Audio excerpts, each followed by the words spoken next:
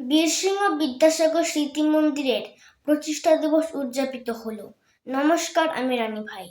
আজ প্রাতঃস্মরণীয় মহাপুরুষ পণ্ডিত ঈশ্বরচন্দ্র বিদ্যাসাগরের জন্মভিটাতে বীরসিংহ বিদ্যাসাগর স্মৃতি মন্দিরের ৮৬তম প্রতিষ্ঠা দিবস উদযাপন হলো।